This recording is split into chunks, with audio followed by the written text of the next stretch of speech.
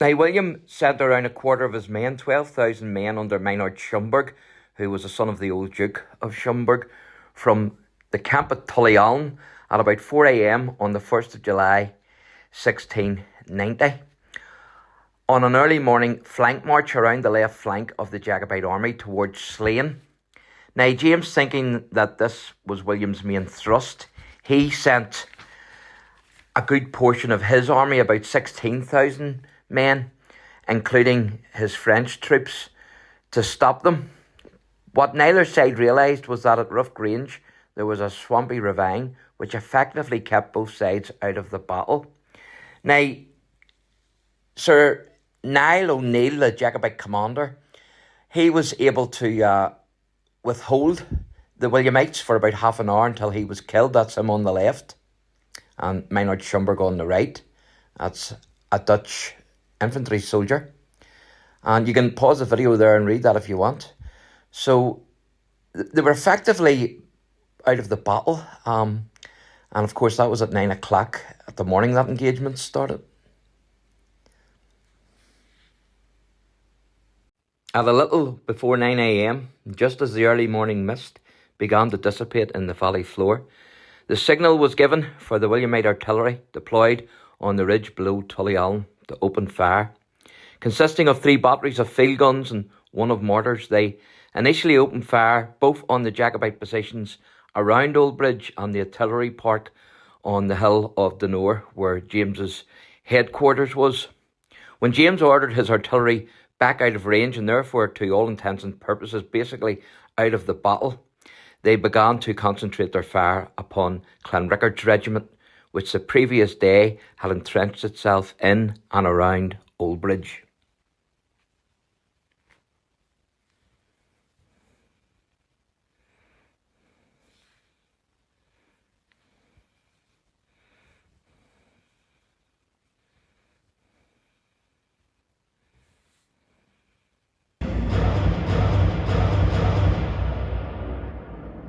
For almost an hour, the bombardment continued to soften up the Jacobite position, apparently causing few casualties, but certainly causing the defenders severe discomfort, demoralising them and ensuring that they kept their heads down. Then, shortly after 10 a.m, the bombardment ceased, and the echoes of gunfire were replaced by a short drumbeat as the Guards and the Williamites emerged from King William's Glen to assault Clanrickard's position in Oldbridge, to the tune of Lillabalero. The Dutchmen left the defile, forming up into 3 10-men wide assault columns, spearheaded by their grenadier companies, generally the fittest and toughest men in the regiment. At the council of war, Slums had boasted that his men would sweep the Irish and their French allies from the field, and this is what he intended to do.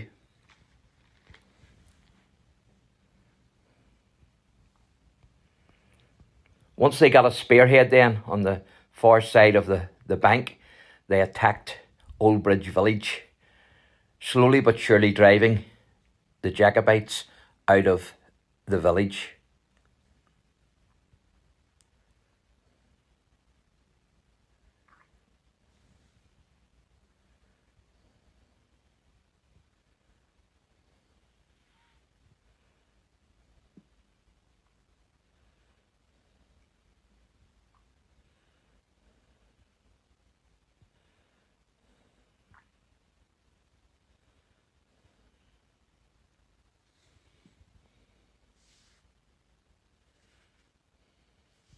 From this position, you can see the site of the main action of the battle, and this board shows it clearly. Williamite forces are crossing the river, while the Jacobite cavalry and the dragoons are attacking down the slopes.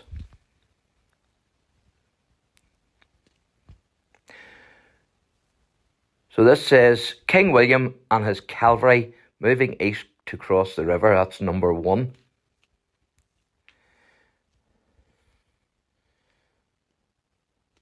Which is there.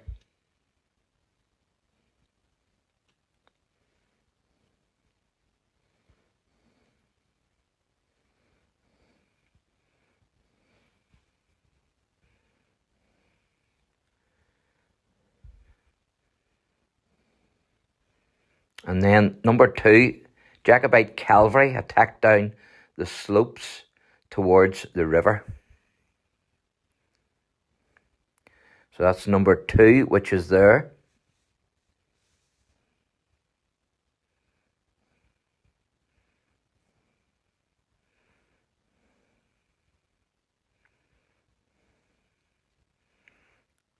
And then number 3 is Jacobite dragoons, which is really mounted infantry. So that's number 3, which is there.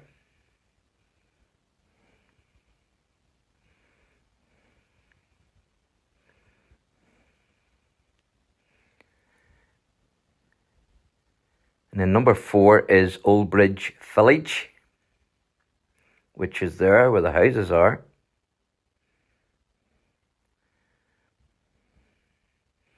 And you can't really see the recreated Oldbridge village from here, but it's behind those trees.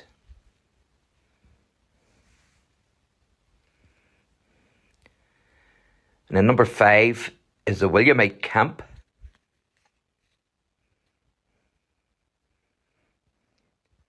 which is at the top there, as you can see.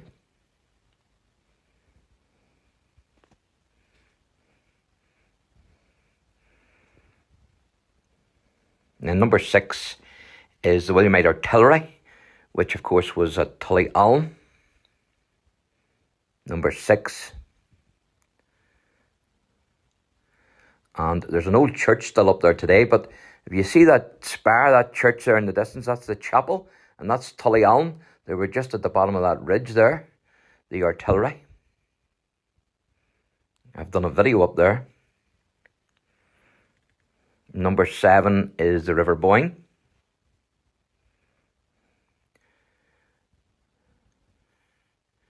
As you can see.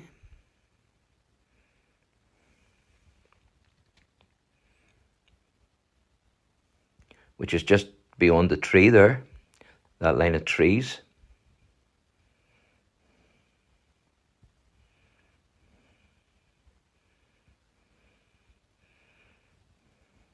And then number 8 is Jacobite infantry, which is on the bottom left-hand side here, as you can see.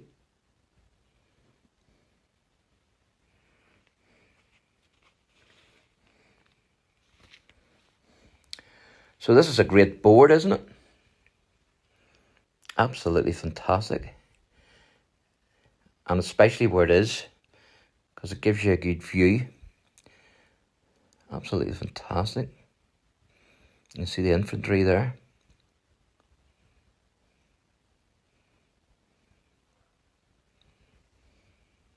Brilliant. So here we are at Oldbridge House, which is an 18th century mansion, and it's now the Battle of the Boyne Interpretive Centre, and it's absolutely gorgeous, isn't it? Especially with the two cannons, really set it off. Give you a feel for the Battle of the Boyne, fought on the 1st of July 1690. Absolutely beautiful. And then if we spin round here, we can see right down the battlefield site. And there's picnic tables there over to the right. And then straight down the middle is the recreated village of Oldbridge. So you can see a couple of houses there, wooden houses. That's the Boyne Bridge there. So absolutely amazing. Oldbridge House was built around 1750 and was owned by the Coddington family. John Coddington had purchased the Oldbridge estate from the Earl of Drogheda in 1774. The Coddington family made their home here until it was sold in 1984. Two of the Coddington family, Dixie and his brother William, served under King William III at the Battle of the Boyne here. Now, Dixie was born in Dublin in 1665, and he's named as the eldest son in the father's will. Dixie is said to have dragged the mortally wounded French colonel, the Huguenot Colonel Calamont, from the River Boyne, for which Calamont gave him the command of the Huguenot regiment. And Captain Dixie Coddington, Esquire, died on the 22nd of July 1728, aged 63 years. Now, there's a cannonball above the door here. It's a black spot, but it's actually a cannonball which was taken from the field. So that's a real cannonball from the Battle of the Boyne. Now, William Coddington, Dixie's brother, was born around 1679 and he died around 1750.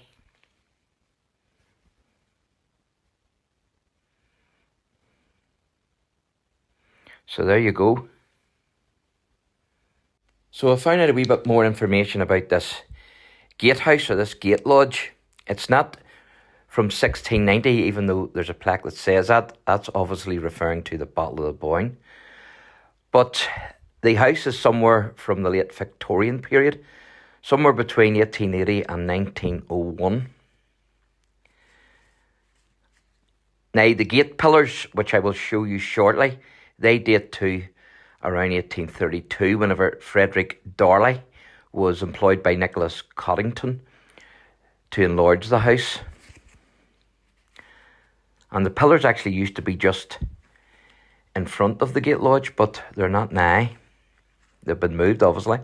So you can see there, that's 1690, but that's obviously referring to the Battle of the Boyne, not when this house was built, because this is a late Victorian house. As you can see there, it says Battle of the Boyne, Oldbridge. This is the Oldbridge estate. And there's the pillars. So here we are at the courtyard of Oldbridge House, and you can see all the different artillery pieces here. That's a mortar.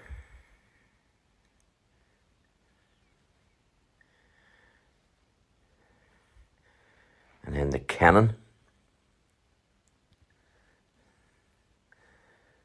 That's another cannon.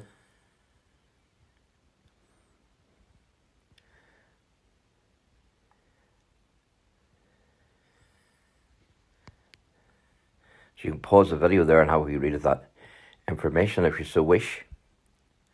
So that's the courtyard, and I'm going to take you around and show you those implements. So, Oldbridge House to the left here is actually closed at the minute, unfortunately. But they do house a museum in there, which is normally open to the public. And so this is the courtyard of the house and the artillery park. So the Williamite artillery train comprised more than 40 Dutch and English field guns and field mortars. Now, the Jacobite train consisted of 12 French 4-pounders and 4 cannon sourced here in Ireland. Now, on the eve of the battle, King William had a narrow escape as the Jacobite artillery wounded him on the shoulder, while he was surveying the fords over which his troops would cross the River Boyne.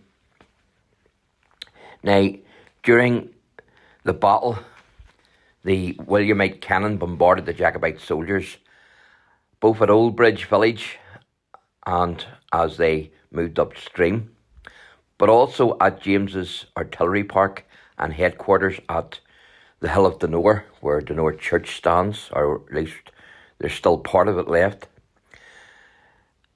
And of course they bombarded those positions then from the Williamite artillery encampment at the heights of Tullyallen.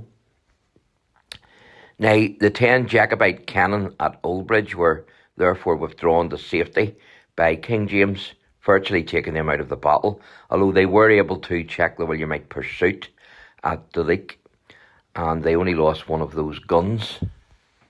So you can see the different implements there that the cannoneers would use on their cannons.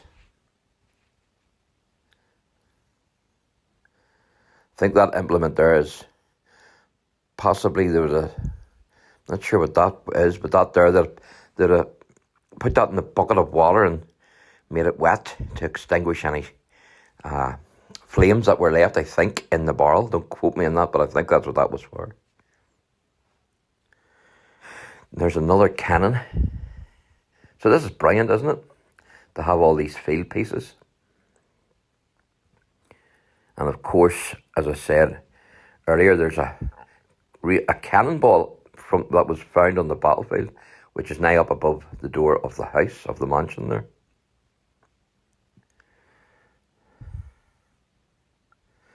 This is a stables area.